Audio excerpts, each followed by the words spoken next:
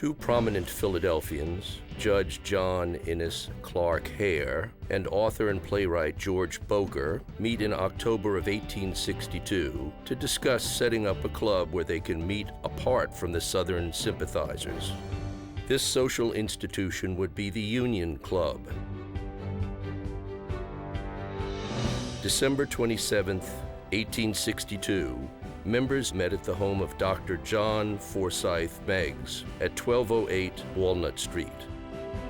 At this meeting, the Articles of the Association and the present name, the Union League of Philadelphia, were adopted. During the Civil War, the League would be the leading propaganda mouthpiece of the North, raising more than 20,000 men for the Federal Army and leading the effort to establish Camp William Penn, the first training camp for colored soldiers. The Union League became a leading advocate of emancipation and civil rights, and its members would be among the most important and vital elements of Union victory. By the end of the war, the Union League had accomplished more to uphold the American Constitution and preserve our nation than any other private organization founded during that time. The hard and tireless work of its members was a vital element of Union victory.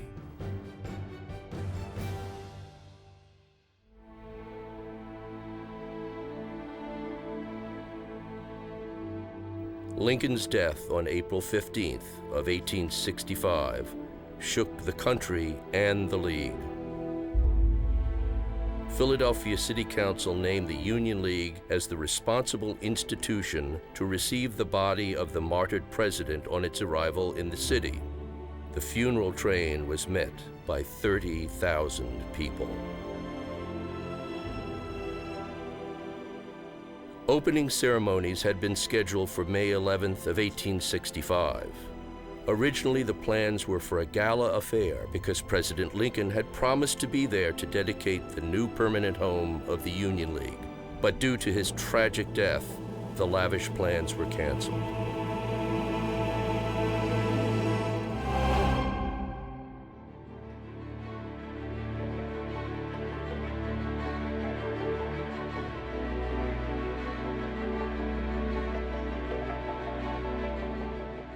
In the years following the war, Philadelphia would become the most important manufacturing city in the country. The leaders of the great industrial, financial, and transportation concerns of the workshop of the world were League members. Men such as Cramp, Diston, Baldwin, Drexel, Stotesbury, Widener, Stetson, Elkins, and Wanamaker helped to build a city and a club with national impact and importance. Following Union victory, the League turned its attention from the battles of the Civil War to the battles of civil rights. It fought for the ratification of the Reconstruction Amendments to the Constitution, which abolished slavery, promised equality, and granted voting rights to all Americans. In Philadelphia, the League and its members were at the forefront of the first American civil rights movement and fought for the desegregation of trolley cars and the enforcement of the 14th Amendment, which had given African Americans the right to vote. As the century closed out, the League adopted the motto, Amor Patriae Ducit, or Love of Country Leads.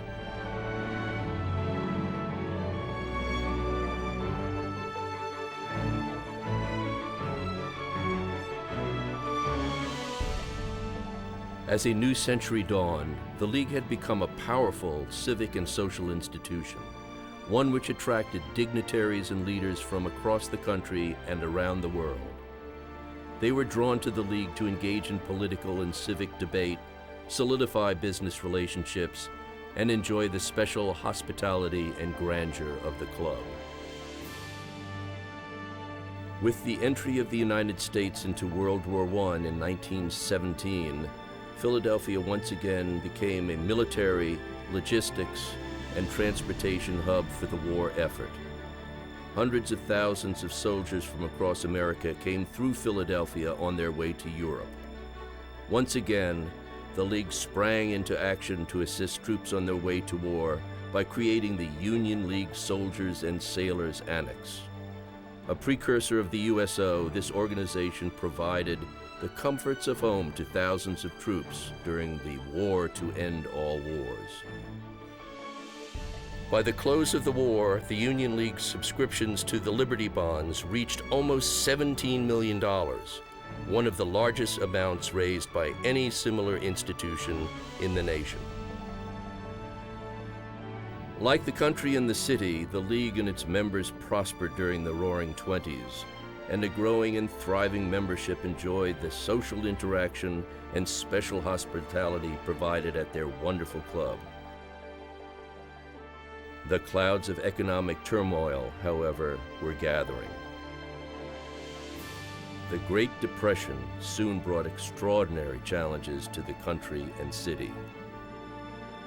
The League set up a committee on unemployment relief to raise funds for heads of families throughout the city who were out of work and to provide breakfast for school children who might otherwise go hungry. In less than 2 months, $40,000 was contributed. December 7th, 1941, Pearl Harbor was bombed, and the U.S. declares war. More than 300 members would serve their country in the armed forces during the war. When the war ended, the League's War Veterans Committee went into the business of finding jobs for the returning veterans. In all, over 1,200 jobs were found.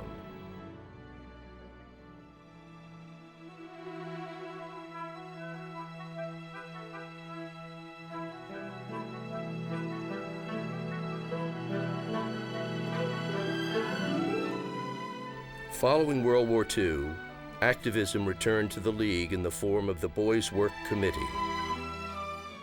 Founded in 1947, it began an annual Good Citizenship Award program and dinner to help reward and reinforce the tenets of civic responsibility.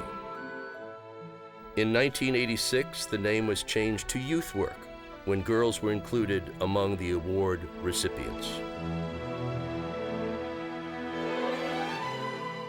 In the early 1980s, there was considerable discussion around the League to amend its bylaws to admit women members. After much further consideration, discussion, and debate privately conducted within the League House, and as observed in the press, and therefore throughout Philadelphia, the League membership voted in favor of amending its bylaws to admit women members. The first class to include women members was inducted in 1986.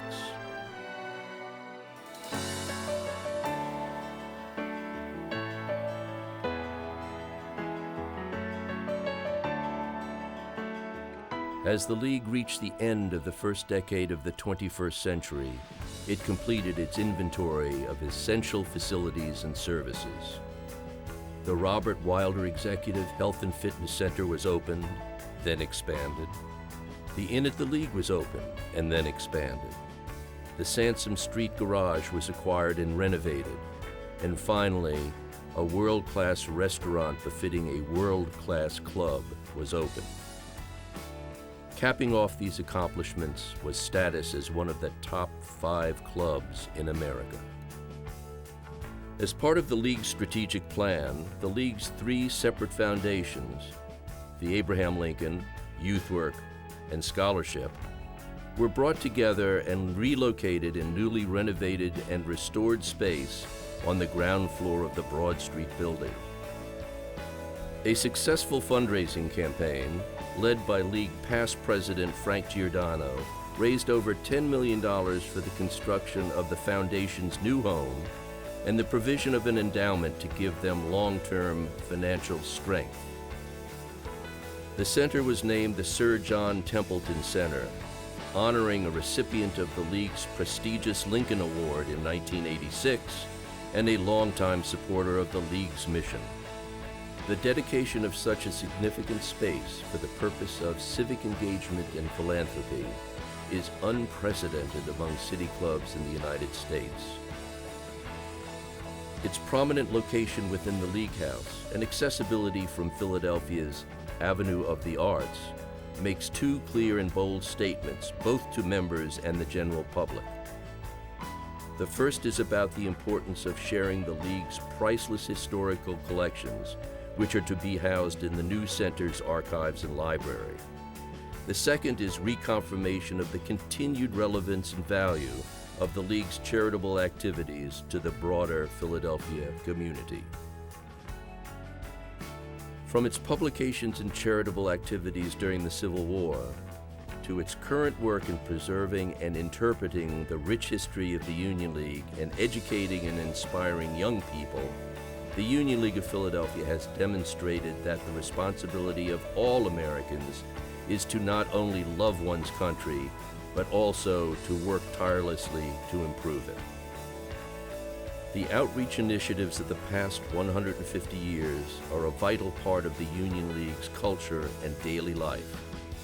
The League continues to be inspired by its motto, "Love of Country League."